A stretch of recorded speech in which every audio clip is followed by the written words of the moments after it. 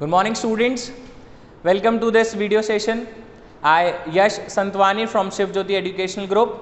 So class, let's begin with this today topic, that is Bills of Exchange part 3. Class हम लोगों ने इस chapter को 3 parts में डिस्कस करा है. पार्ट 1 में हम लोगों ने इसके बेसिक टर्मोलॉजी को डिस्कस करा था, जो भी बेसिक टर्म्स इस चैप्टर में आते हैं उसको देखा था हम लोगों ने. और फिर पार्ट 1 में हम लोगों ने देखा था कि एक बिल इशू हो गया है, ड्रॉवर ने बिल इशू करा, ड्रॉई ने उसको एक्सेप्ट करके वापस दिया. फिर ड्रॉवर के पास में कौन कौन से सेटलमेंट ऑप्शंस अवेलेबल होते हैं रिगार्डिंग द बिल, जिसमें हम लोगों ने काफ़ी सारे चीज़ें देखी है. होल्ड टिल मैच्योरिटी में क्या जर्नल एंट्रीज होंगी वो देखा था हम लोगों ने. फिर उसके बाद में if a bill is discounted from bank before the maturity time period तो क्या जर्नल एंट्रीज होंगी वो देखा था. Then we have seen if the bill is sent for collection, then what will be the journal entries. We have also discussed this thing. उसके बाद हम लोगों ने देखा था if the bill is endorsed to the creditor by the drawer, तो वो उसमें जो भी जर्नल एंट्रीज हैं वो भी हम लोग कवर कर चुके हैं. लेकिन पार्ट 2 तक जो था क्लास, वहाँ पे जो ड्रॉई था हम लोगों का, यानी कि जो बी था जिसने गुड्स परचेज करे थे, जिसको पेमेंट करना था, हम लोग ये देख रहे थे कि वो पेमेंट कर रहा है, उसने पेमेंट करने से मना नहीं करा था टिल द मैच्योरिटी डेट. लेकिन पार्ट 3 के अंदर क्लास हम लोग देखेंगे डिसऑनर के बारे में, डिसऑनर ऑफ द बिल के बारे में. Alright, but before moving to the slide, first of all let's move to the whiteboard with an example, ताकि हम लोग उस चीज़ को फ्रेम कर सकें और फिर we'll be back on this thing. Alright, so let's move to the whiteboard. So class, ये हम लोगों का एग्जाम्पल है जो पिछले 2 पार्ट्स में भी आप लोग देखते आ रहे हैं कि ए ने बी को गुड्स सोल्ड करे for ₹10,000 on a credit basis, and on the other hand if you look this transaction from the point of view of B, तो बी ने गुड्स परचेज करे हैं from A on credit basis worth ₹10,000. Alright, फिर उसके बाद में जब ये पेमेंट के लिए जाता है ए बी के पास में, तो बी अभी पेमेंट देने से मना कर देता है. बी बोलता है कि आप मेरे नाम पर एक बिल इशू कीजिए, उसको मैं एक्सेप्ट करके आपको वापस दे दूंगा. ठीक है. At the same time that particular bill will become bills receivable for A, that is a current asset, and that same bill will become bills payable for B, that is the current liability. Alright, फिर उसकी हम लोगों ने journal entries भी देखी थी. मैं आपको एक बार बता देता हूँ. जो कॉमन जर्नल एंट्रीज थी वो हम लोगों ने क्या क्या देखी थी, आप देख सकते हैं यहाँ पे. सबसे पहला तो सेल और परचेज का ट्रांजैक्शन है, तो वही होगा. ए की बुक्स में इसने सेल करा था, तो बी नाम की एसेट बढ़ गई थी, बी डेटर था हम लोगों का, बी अकाउंट डेबिट, और सेल्स नाम की इनकम हो गई थी टू सेल्स अकाउंट 10,000 रुपीज़ के साथ में. On the other hand if you talk about in the books of B, तो बी ने गुड्स परचेज करे थे ए से, तो यहाँ पे हमारे पास में परचेज नाम का एक्सपेंस हो रहा था, तो परचेज अकाउंट डेबिट करा हम लोगों ने, परचेज अकाउंट डेबिट. और ए नाम की करंट लाइबिलिटी, क्रेडिटर बन गया है ये हमारे लिए, तो ए नाम की करंट लाइबिलिटी क्रिएट हो गई हमारे पास में, and we have credited him by the amount of ₹10,000. When A issued a bill और draws a bill on B and B accept the same bill and return it to A, तो A के पास में B नाम की asset खत्म हो गई और बिल्स रिसीवेबल नाम की असेट क्रिएट हो गई, तो bills receivable account debit to B account. B नाम के असेट जो हम लोगों का डेटर था वो तो अब खत्म हो गया, उसकी जगह पे बिल्स रिसीवेबल नाम की असेट जनरेट हो गई है ना, तो bills receivable account debit to B account by the amount of ₹10,000. On the other hand अगर हम बी के पॉइंट ऑफ व्यू से बात करते हैं, then the transaction is a नाम की जो करंट लाइबिलिटी थी वो ओवर हो गई है, अब वो नहीं बची है हमारे पास में. करंट लाइबिलिटी का नेचर क्रेडिट होता है, लाइबिलिटीज खत्म हो रही हैं तो डेबिट कर देंगे, तो इसलिए यहाँ पर आ जाएगा हमारे पास में ए account debit. And what is on the other hand, it has generated the liability in the name of bills payable. Bills payable नाम की लाइबिलिटी जनरेट हो गई है, तो इसलिए यहाँ पे to bills payable account by the amount of ₹10,000 again. So these two were the common entries in the books of A and in the books of B. Common entries इसलिए बोल रहा हूँ क्लास में यहाँ पे क्योंकि इसके आगे जितनी भी एंट्रीज हैं वो सब सेटलमेंट पे डिपेंड करेंगी। Hold till maturity, discounted the bill from bank, bill endorse to the third party, और it can be bill sent for collection. तो वो जो नेक्स्ट एंट्रीज हैं वो हमारे केस पर डिपेंड करते हैं। फॉर एन एग्जाम्पल, अभी हमारा फर्स्ट केस मानते हैं that the bill is hold till maturity, alright. तो उस केस में डायरेक्टली यहाँ पे क्या हो रहा था क्लास, हम लोग क्या पेमेंट, अगर इसके पास में पेमेंट रिसीव हो गया है, एक्चुअली केस क्या है आप समझिए ध्यान से, ए के हाथ में बिल रखा हुआ है, बिल्स रिसीवेबल है ए के हाथ में, सपोज 2 महीने का टाइम पीरियड है फॉर मेच्योरिटी, 2 महीने बाद में बिल वो बी के पास में लेकर जाता है और उससे वो पेमेंट रिसीव कर लेता है। यहाँ तक हम लोगों ने हमारे प्रीवियस वीडियो में देखा है। तो अगर वो पेमेंट रिसीव कर रहा था क्लास, तो हम लोग बैंक नाम की असेट बढ़ा रहे थे, बैंक अकाउंट डेबिट, और बिल्स रिसीवेबल नाम की असेट को ख़त्म कर रहे थे, तो बिल्स रिसीवेबल को क्रेडिट कर रहे थे बाय द अमाउंट ऑफ ₹10,000। ये हम लोगों ने प्रीवियस वीडियोस तक, प्रीवियस वाले पार्ट तक देखा था। ऑन दी अदर एंड, अगर ये पेमेंट कर रहा था, क्योंकि इसके पास रिसीव हुआ है तो इसने पेमेंट करा होगा, तो बिल्स पेबल नाम की लाइबिलिटी खत्म हो रही थी, बिल्स पेबल अकाउंट डेबिट, और बैंक नाम की असेट खत्म हो गई, तो to bank account by the amount of ₹10,000 again. Alright class, तो ये तो था when drawee meet its liability, और you can say that drawee has make the payment on the due date. Drawee ने पेमेंट कर दिया है ड्यू डेट पे, और ड्रॉवर ने या होल्डर ऑफ द बिल ने पेमेंट रिसीव कर लिया है। ये हम लोगों ने पार्ट 2 तक देखा था। But in this part we are dealing about the topic that is dishonour of a bill. Dishonour of a bill का मतलब है कि ये जो ड्रॉई है, ये जो हमारा बी है, इसको क्या बोल रहे हैं हम लोग, दिस इज ड्रॉवी, ये ड्रॉई है हम लोगों का, और ये कौन है हम लोगों के लिए, ड्रॉवर। ऑलराइट, ठीक है। ये एंट्री हुई ही नहीं है क्योंकि उसने पेमेंट देने से मना कर दिया है। अगर ये नहीं हुई है तो इसके पास भी पेमेंट की एंट्री, रिसीव करने की एंट्री नहीं हो पाई होगी। इस केस को हम लोग बोलते हैं class dishonour of a bill.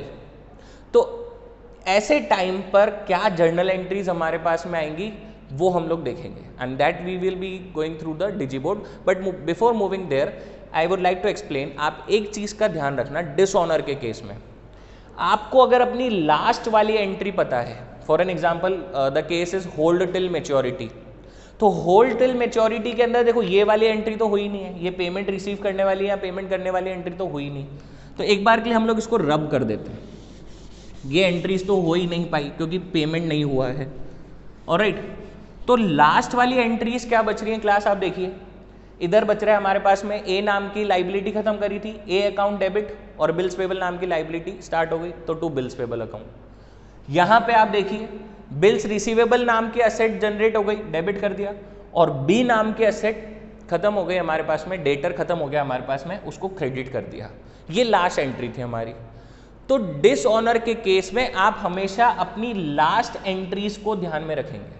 You always have to remember your last entries before the entry for dishonor.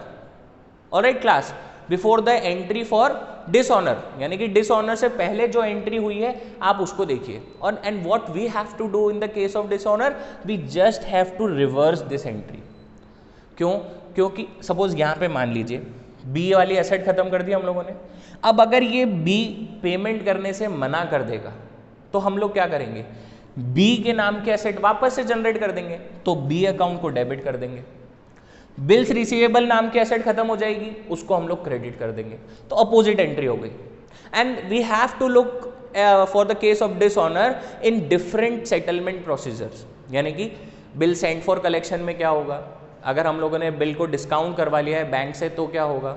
So we have to look dishonour entries in all such cases. Alright class, so for such things let's move back to the digiboard. सिर्फ एक चीज ध्यान रखेंगे कि last में, हर settlement के last में आप लोगों ने जो भी एंट्रीज करी है ना पेमेंट रिसीव करने से पहले, उन एंट्रीज को अगर आप ध्यान में रखेंगे तो डिसऑनर बहुत ही ईजी हो जाएगा। So let's move back to the digiboard for the dishonour part. So class, first of all हम लोग बात करते हैं कि डिसऑनर क्या होता है। जैसा मैंने अभी आपको वहां पर भी बताया कि अगर हमारा ड्रॉई पेमेंट नहीं करेगा, if the drawee is not meeting his liability on the due date, तो उस केस को हम लोग बोलते हैं class dishonour of the bill. So let us move to this topic. implies that the drawee is unable to make the payment on due date. मैंने पहले ही आपको समझा दिया है कि ड्यू डेट पर वो पेमेंट नहीं कर पा रहा है. The drawer may treat the bill as follows. ये ट्रीटमेंट है जो हम लोगों ने पहले भी देखे थे, अभी हम लोगों ने भी बात करी इसके बारे में. वही keeps it till maturity and the bill is dishonored, यानी कि ड्रॉवर ने बिल अपने पास में रखा होता और वो डिसऑनर हो गया है. Discounted it with bank before maturity and the bill is dishonoured, यानी कि अगर उसने बैंक से डिस्काउंट करवा लिया था और वो बिल डिसऑनर हो गया है. Endorses it to some other party and the bill is dishonoured, अगर वो बिल को एंडोर्स कर देगा किसी थर्ड पार्टी को and the bill get dishonoured.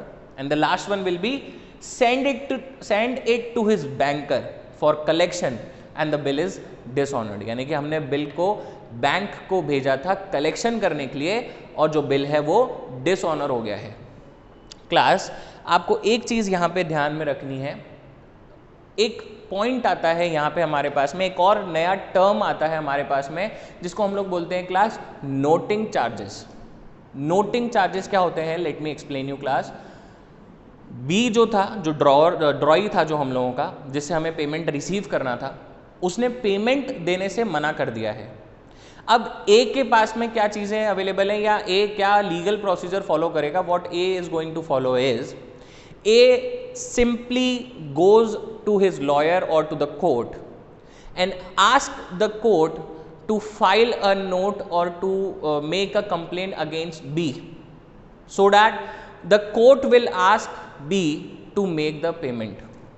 अब ये इस सारे प्रोसीजर के अंदर A ने जो भी एक्सपेंसेस बियर करे होंगे क्लास, या फिर आई मस्ट से कि होल्डर ऑफ द बिल ने जो भी एक्सपेंसेस बियर करे होंगे, क्योंकि अगर मेच्योरिटी तक होल्ड करा हुआ ए ने है तो ए उन खर्चों को बेयर करेगा, ए ही सारा केस देखेगा. अगर ए ने बैंक से डिस्काउंट करवा लिया था बिल, तो अब होल्डर ऑफ द बिल कौन बन गया है? बैंक बन गया है, यानी कि बिल किसके हाथ में? अभी बैंक के हाथ में है. तो अब सारे एक्सपेंसेस को कौन देखेगा? बैंक देखेगा.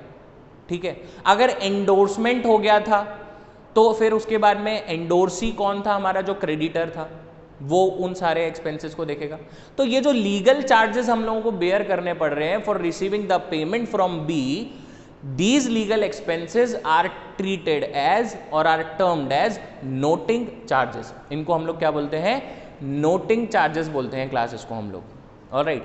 नोट कराना होता है हम लोगों को उसको अंडर द लॉ, या लॉ के पास में हम लोगों को, कानून के पास में इसको हम लोगों को नोट कराना होता है. उसके जो चार्जेस हमें बेयर करने होते हैं, that particular term is treated as noting charges. अब क्लास इसको पे तो होल्डर ऑफ द बिल कर रहा है, पेमेंट कौन कर रहा है? Who is the holder of the bill. लेकिन एट द एंड इसको बेयर कौन करेगा? ड्रॉई, यानी कि जिससे हम लोग को पेमेंट रिसीव करना था, यानी कि B. As per our example, जो बी था जिससे हमें पेमेंट रिसीव करना था और उसने पेमेंट नहीं दिया, वो इन नोटिंग चार्जेस को बेयर करेगा. क्योंकि गलती किसने करी है? बी ने करी है. पेमेंट किसने नहीं करा? बी ने नहीं करा. तो फिर नोटिंग चार्जेस भी कौन बेयर करेगा? बी ही बेयर करेगा. तो हम लोगों को हमारी जर्नल एंट्रीज के अंदर नोटिंग चार्जेस को, एक्सपेंसेस को बी के ऊपर वापस से ड्यू करवाना होता है. मतलब बिल का अमाउंट तो आप ड्यू करवा ही रहे हैं, साथ में नोटिंग चार्जेस का अमाउंट भी आपको ड्यू करवाना होता है on the name of ड्रॉई. Alright class. And as I have told you, for passing the entries of dishonor, you just have to remember that what was your last entry as per the case.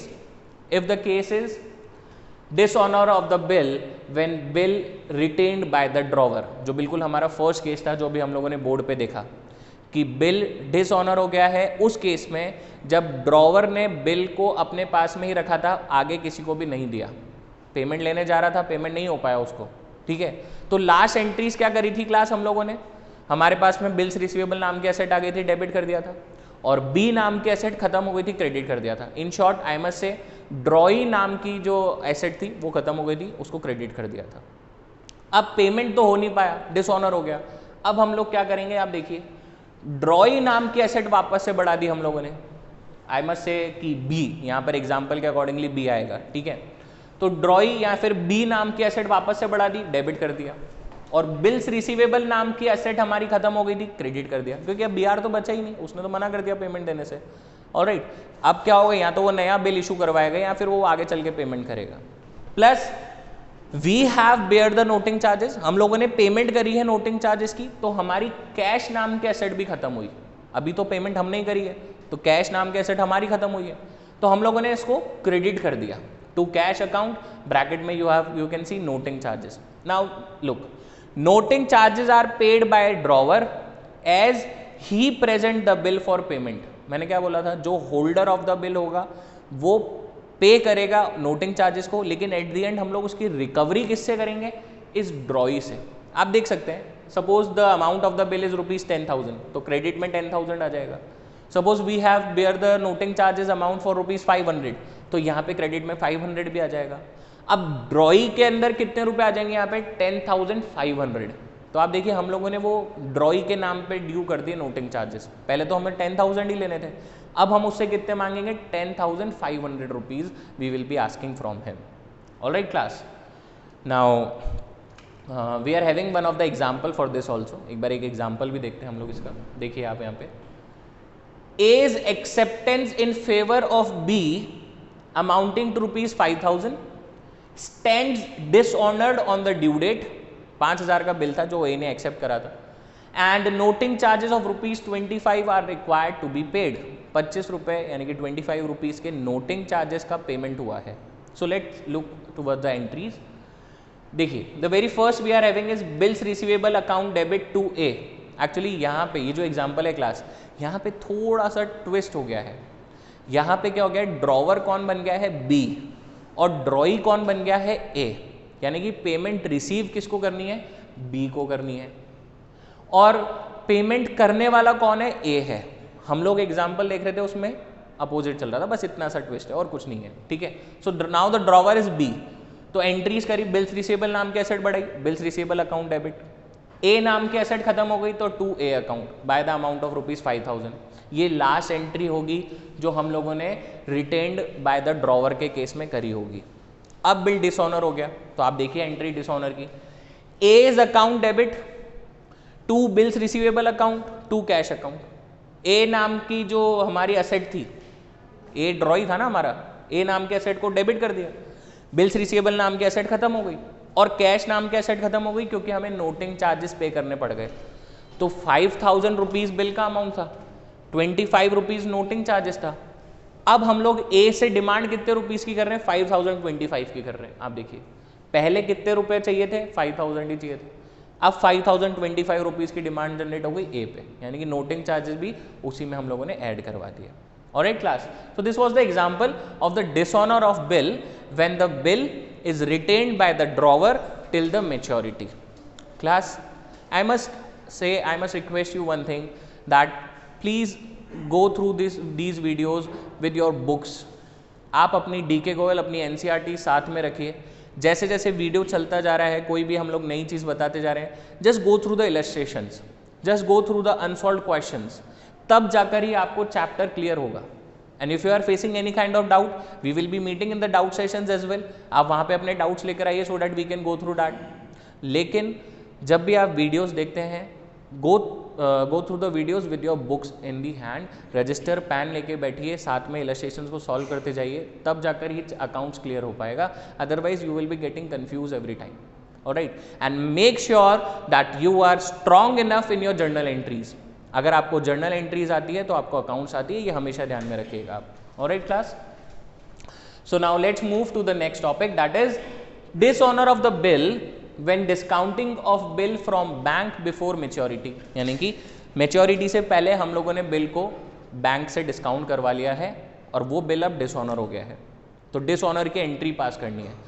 उससे पहले क्या याद रखना है कि last entry क्या करी होगी हम लोगों ने। आप देखिए क्लास, लास्ट एंट्री जो हम लोगों ने करी होगी वो हम लोगों ने यहाँ पे करी होगी, बैंक नाम के एसेट आ गई हमारे पास में, तो हम लोगों ने बैंक अकाउंट डेबिट कर दिया। ऑलराइट, बैंक अकाउंट डेबिट करा और साथ में हम लोगों ने डिस्काउंट बेयर करा होगा, तो डिस्काउंटिंग चार्जेस अकाउंट को भी डेबिट करा, और क्रेडिट किसको करा होगा हम लोगों ने, बिल्स रिसीवेबल अकाउंट को। ऑलराइट, बैंक नाम के एसेट बढ़ गई थी, डेबिट करा, डिस्काउंटिंग चार्जेस हम लोगों ने बेयर करे और बिल्स रिसीवेबल नाम की एसेट खत्म हो गई। ये हमने बैंक से पैसा ले लिया था इसलिए एंट्रीज हुई है, लास्ट एंट्री ये हुई थी। ऑलराइट, इससे पहले वाले वीडियो में आप देख सकते हैं। अब हुआ ये है कि जो हमारा बिल है वो डिसऑनर हो गया, यानी कि बैंक जो है वो जाता है बी के पास में या ड्रॉई के पास में पेमेंट रिसीव करने के लिए मैच्योरिटी डेट पे। केस समझिएगा आप ध्यान से। ए होल्डर ऑफ द बिल था, उसने मैच्योरिटी डेट से पहले बैंक से जाकर एन कैश करवा लिया, पैसा ले लिया, ठीक है। अब बिल किसके पास में है? बैंक के हाथ में है। मैच्योरिटी डेट पर बैंक जो है वो ए के हमारा जो ड्रॉई है उसके पास में जाता है और उससे पेमेंट के लिए बोलता है, और ड्रॉई पेमेंट करने के लिए मना कर देता है। Is it clear?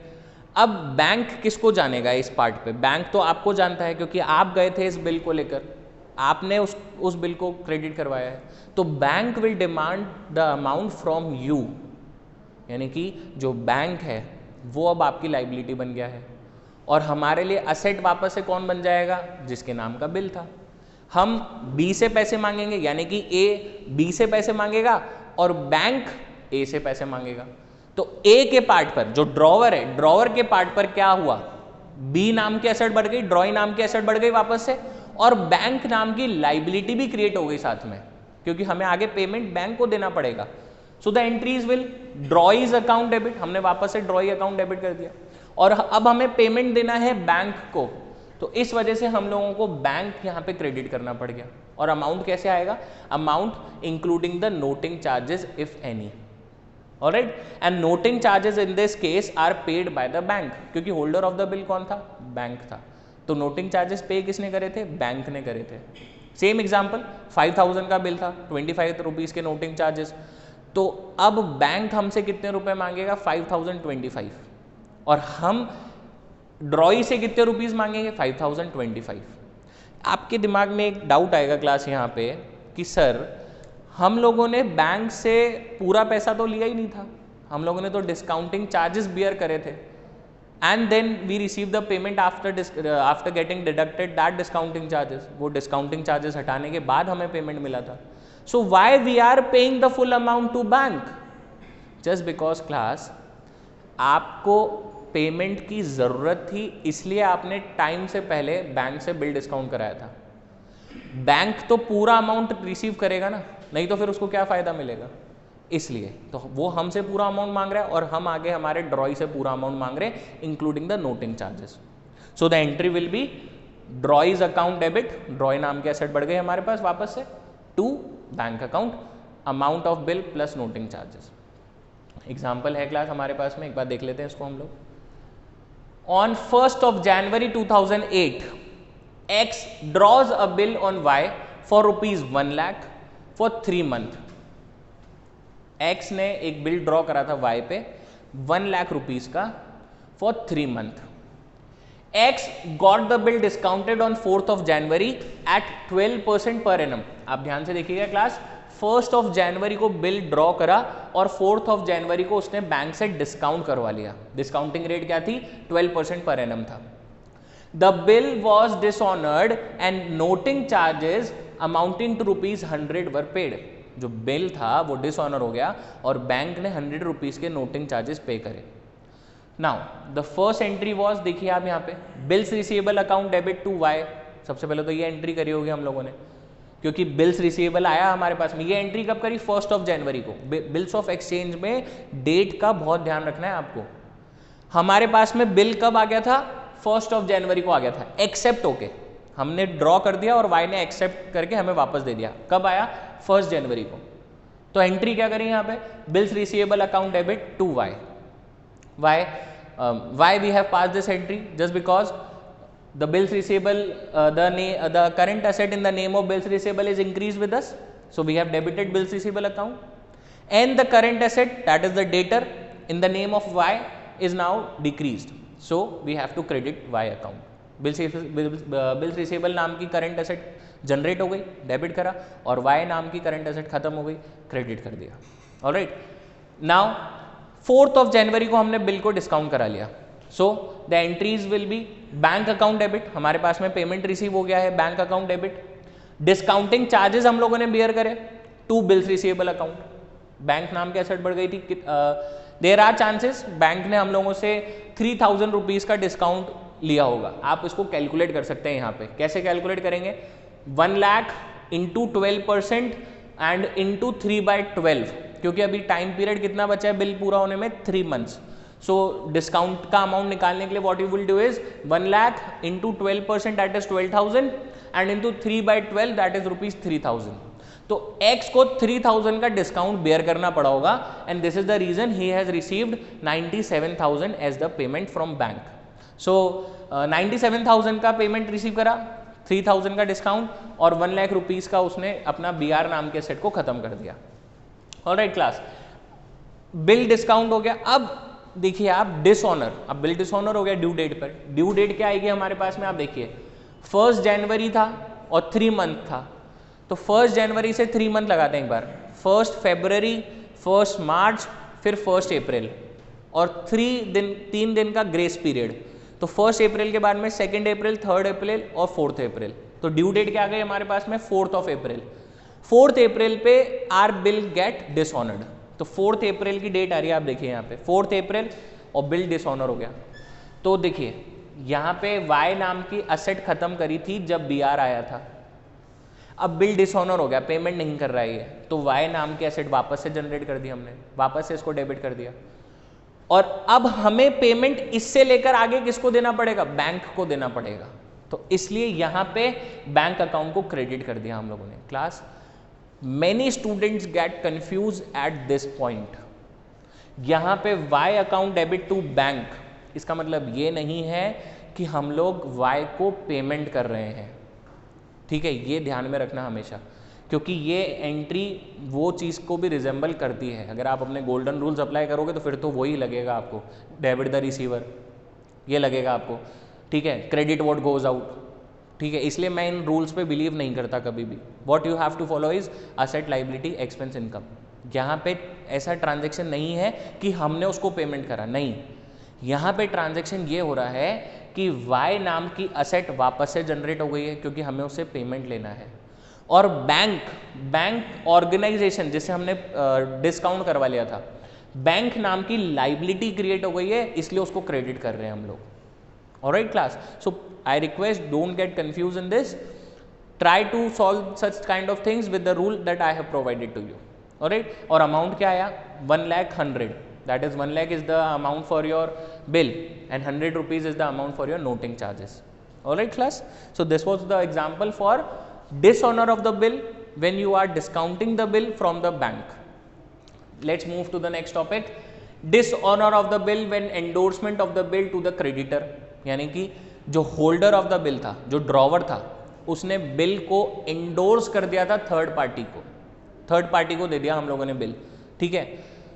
एंट्री क्या करी होगी हम लोगों ने जब एंडोर्समेंट करा था? आप देखिए यहाँ पे, endorsee's account debit to bills receivable account. अब ये एंडोर्सी को डेबिट क्यों करा था यहाँ पे? क्योंकि एंडोर्सी हमारे लिए लाइबिलिटी था, जो ए था, होल्डर ऑफ द बिल कौन चल रहा है? ए। उसने अपने क्रेडिटर को, फॉर एन एग्जाम्पल सी को बिल दे दिया, तो वो जो सी है वो एंडोर्सी बन गया। एंडोर्सी था, लाइबिलिटी भी था, अब लाइबिलिटी खत्म हो गई है, हम लोगों ने बिल उसको दे दिया है, तो endorsee account debit, credit, liability खत्म हुई हमारी, और बिल्स रिसीवेबल नाम की एसेट खत्म हो गई, क्रेडिट कर दिया। Endorsee account debit to bills receivable account. Alright class, जब डिसऑनर हुआ ऐसा बिल, तब हम क्या करेंगे देखिएगा, वापस से ड्रॉई नाम की एसेट जनरेट कर देंगे, वापस वाई या फिर बी, जो भी हमारा ड्रॉई था जिससे पेमेंट लेनी थी, उस नाम की एसेट वापस बना देंगे, drawee account debit. And at this point we have to make the payment to our endorsee, वो जो सी था जिसको हमने बिल दे दिया था भाई, डिस्काउंटेड फ्रॉम बैंक वाले केस में बिल किसके पास में था? बैंक के पास में, तो वो हमें पेमेंट किसको करना पड़ेगा? बैंक को करना पड़ेगा। एंडोर्समेंट वाले केस में बिल किसके हाथ में है? थर्ड पार्टी के हाथ में। अब हम लोग पेमेंट किसको करेंगे? थर्ड पार्टी को करेंगे, क्योंकि वो तो हमें जानता है। He will come back to us that sir this bill has got dishonoured, so kindly make the payment to me. तो हमारे लिए एंडोर्सी वापस से लाइबिलिटी बन जाएगा, यहाँ पर उसको क्रेडिटर का नाम दे दिया जाएगा वापस से, क्योंकि he was our creditor. So don't get confuse class. देखिए in this sessions we are discussing the settlement procedures in a single time. जितने भी सेटलमेंट प्रोसीजर्स हैं उसको हम लोग एक ही बार में डिस्कस कर रहे हैं. But while you are going through the videos what you have to do is you have to go through a single settlement procedure one by one. पहले आप होल्ड टिल मेच्योरिटी के पूरे पार्ट को समझिए, फिर उसके इलस्ट्रेशंस उसके unsolved को करिए. डाउट आता है डाउट मेंशन करके रख लीजिए.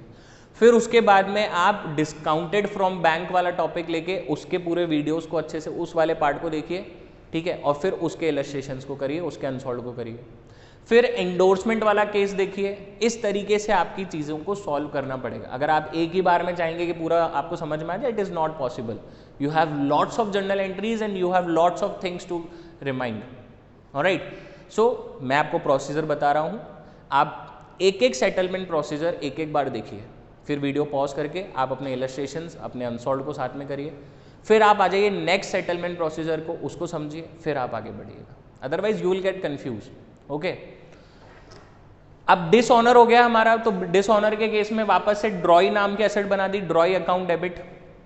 क्रेडिटर बन चुका है, वो हमें सी को पेमेंट करना पड़ेगा. सी नाम की लाइबिलिटी वापस जनरेट हो गई. क्रेडिटर था हमारे लिए, तो इसलिए टू क्रेडिटर. यहाँ पे एक्चुअली नाम आते हैं क्लास, जो भी हमारे क्वेश्चन में जो भी नाम दे रखे होते हैं वो नाम आते हैं यहाँ पे. Suppose we have endorse our bill to C, तो फिर यहाँ पे सी आएगा. वो एक्चुअली क्रेडिटर है, इसलिए यहाँ पे क्रेडिटर लिखा हुआ है. Alright, so let's move further now.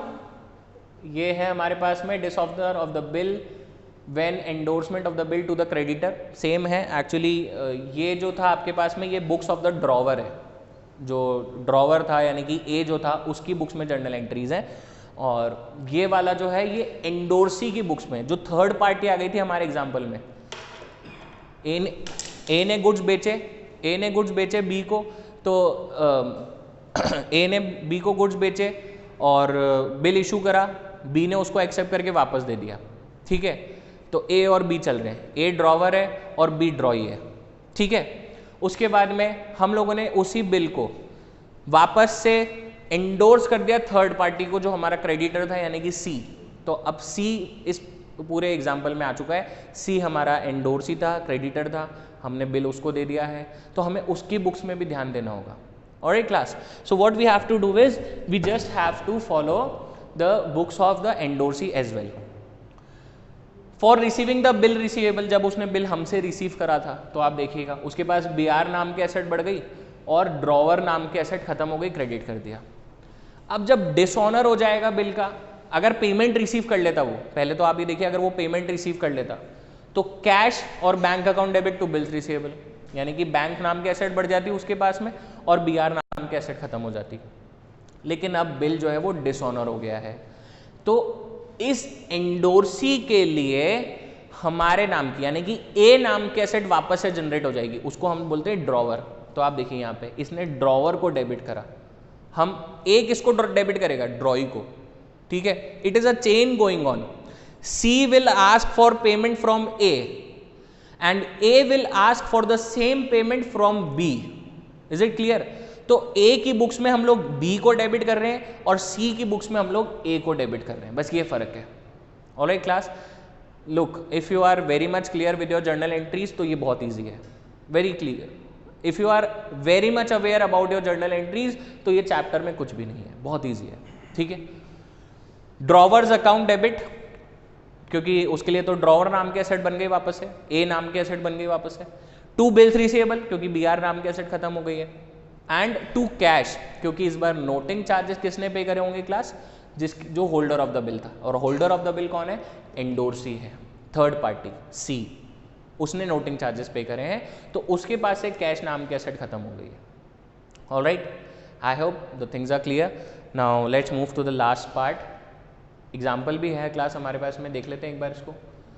A drew a bill on B for 2 months for ₹5,000 which B accepted and returned to A, which B accepted and returned to A. The bill is endorsed in favor of C. पहले यहाँ तक का transaction समझिए आप, एक एक करके समझिए इस चीज़ को. पहले तो हमारे पास में बिल आया, A के पास में, तो आप देखिए bills receivable account debit to B, किसकी बुक्स में कर रहे हैं? ड्रॉवर की बुक्स में। हमारे पास बिल आया ना, ए के पास में, हम कौन है? ए। तो bills receivable account debit to B 5000 rupees. Why? B R नाम की एसेट बढ़ गई, बी नाम की एसेट खत्म हो गई, ठीक है। Then what we have done is we just transfer, we just endorse this bill to our creditor C. देखिए आप यहाँ पे, the bill is endorse in the favour of C. A ने उस बिल को सी को ट्रांसफर कर दिया, एंडोर्स कर दिया। तो क्या एंट्रीज करी हम लोगों ने? सी नाम की हमारी लाइबिलिटी खत्म हो गई, सी को डेबिट करा, और बिल्स रिसीवेबल नाम के एसेट खत्म हो गए, उसको क्रेडिट कर दिया, ठीक है। ये लास्ट एंट्री थी इस केस की, ये लास्ट एंट्री थी क्योंकि पेमेंट अभी हुआ नहीं है, तो this will be the last entry, ठीक है।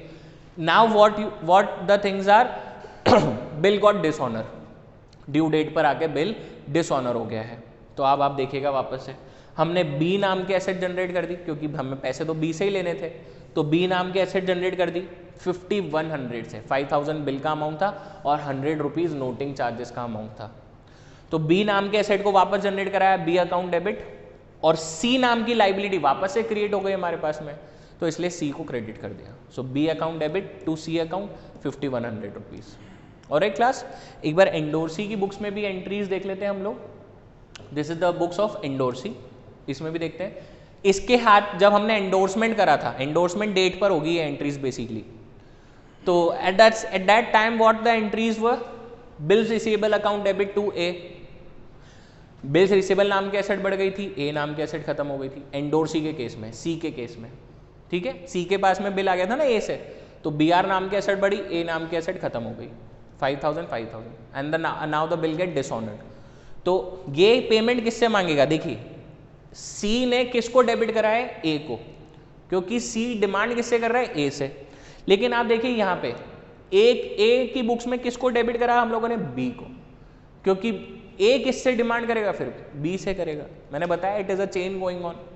सो ए अकाउंट डेबिट, ए नाम की एसेट वापस बढ़ाई इसने, बिल्स रिसीवेबल नाम की एसेट खत्म हो गई तो टू बिल्स रिसीवेबल, और कैश नोटिंग चार्जेस पे करे इसने, तो कैश नाम की एसेट भी खत्म हो गई, क्रेडिट कर दिया।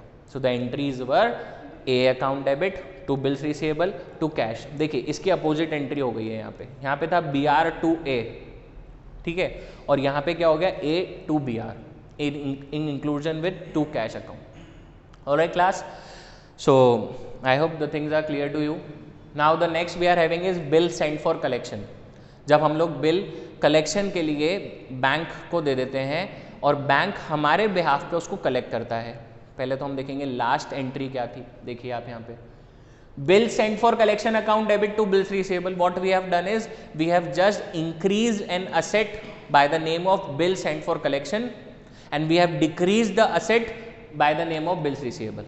हमारे पास में bill sent for collection नाम की एसेट बढ़ गई, डेबिट कर दिया, और bills receivable नाम की एसेट खत्म हो गई, क्रेडिट कर दिया था। ये लास्ट एंट्री थी जो हम लोगों ने पहले वाले लेक्चर में भी देखी थी। अब बिल हो गया है डिसऑनर, तो आप देखिएगा अब क्या होगा। ऑलराइट, अगर पेमेंट रिसीव कर रहे थे, अगर पेमेंट हो जाता तो बैंक नाम के एसेट बढ़ाते, बिल सेंड फॉर कलेक्शन को खत्म करते, bank to bill send for collection. लेकिन यहाँ पे पेमेंट नहीं हो पाया, डिसऑनर हो गया है, तो क्या करा हम लोगों ने? ड्रॉई अकाउंट को डेबिट कर दिया वापस से, क्योंकि एट दी एंड क्लास हमें तो पैसा ड्रॉई से ही लेना है। ऑलराइट, हमारे ए को तो पैसा बी से ही लेना है ना, तो हम लोग डेबिट किसको करेंगे? ड्रॉई को, बी को डेबिट करेंगे, तो इसलिए ड्रॉई अकाउंट डेबिट हो गया। बी आर नाम के एसेट खत्म हुआ, बिल सेंड फॉर कलेक्शन नाम के एसेट, इस बार कौन सी एसेट है? बिल सेंड फॉर कलेक्शन नाम की, क्योंकि बी आर तो आपने पहले ही खत्म कर दी थी। आप देखिए यहाँ पे बिल सेंड फॉर कलेक्शन नाम की एसेट चल रही थी, बी आर नाम की खत्म हो गई थी, तो यहाँ पर आप कौन सी खत्म करेंगे? बिल सेंड फॉर कलेक्शन नाम की। So the entries for this will be drawee account debit to bill send for collection and to cash. At this time also holder of the bill कौन है? हमने बैंक को सिर्फ हमारे behalf पे दे रखा था क्लास, पर बैंक पेमेंट करेगा तो वो किसकी तरफ से करेगा? हमारी तरफ से, तो इसलिए हम लोगों ने यहाँ पे टू कैश अकाउंट लिखा है। आप देखिए यहाँ पे, bank returns the bill to the drawer and the pay and he कौन है? Drawer pays the noting charges himself, उसने खुद ने नोटिंग चार्जेस का पेमेंट करा है, इसलिए ड्रॉवर की बुक्स में ही टू कैश आ रहा है यहाँ पे। Is it clear? ऑलराइट, ये मत सोचिएगा कि बिल बैंक के हाथ में है तो बैंक पेमेंट करेगा, नहीं, बैंक तो क्या करेगा इस बिल को हम लोगों को वापस दे देगा। ऑलराइट क्लास, और फिर हम लोगों को नोटिंग चार्जेस या नोटिंग वाले जितने भी प्रोसीजर हैं उसको फॉलो अप करना पड़ेगा। सो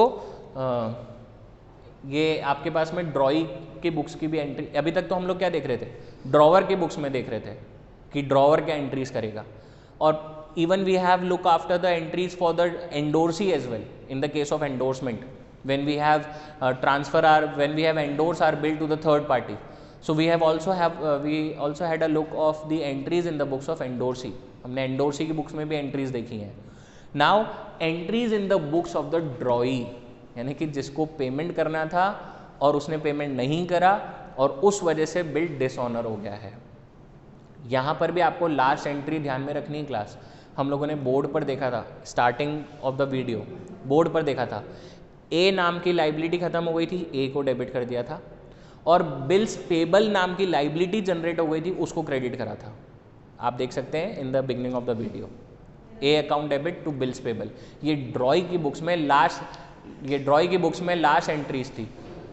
ड्रॉई की बुक्स में ये लास्ट एंट्रीज थी. ठीक है, अब हम लोगों को क्या करना है, यहाँ पे आप देखिए बिल जो है वो डिसऑनर हो गया है, तो बिल्स पेबल वाली लाइबिलिटी वापस से खत्म हो गई, बिल्स पेबल अकाउंट डेबिट.